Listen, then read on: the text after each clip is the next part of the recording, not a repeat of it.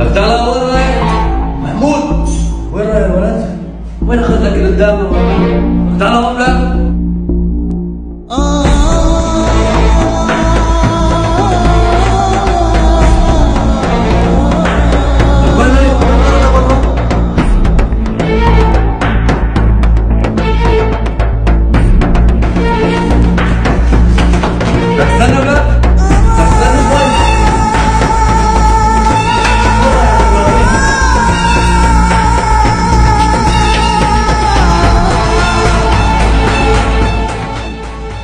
عمو قلت لك اكل قوم وانت جوعان قلت لك اكل.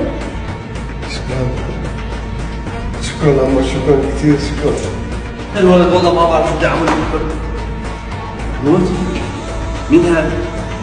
شلون تصير معه؟ بابا هذا واحد زلمه جوعان كثير قلت له اكل. جوعان كثير؟ بدك تجي تسرق الاكل من قدام ابوك مشان تعطي لهالشحات؟ ها؟ انت مجنون شيء؟ والله هذا مو شحات، هذا ساعدني. ساعدك؟ شو ساعدك؟ ها؟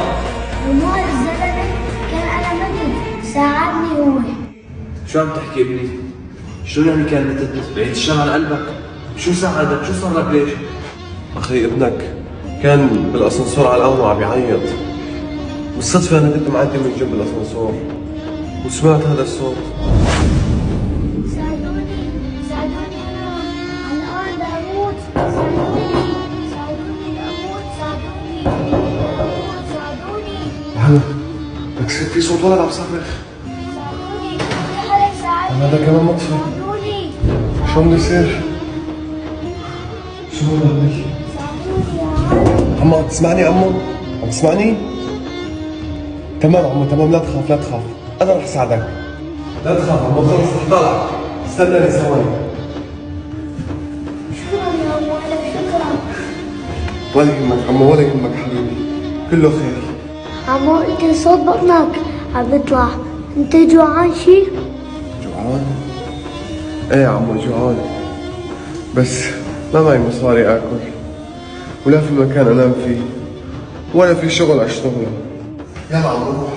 عمو استناني وين جاي؟ شو بدك تستنى؟ خليني اروح على بيتي. يا بابا انا كنت عم بدق الباب جوا، هو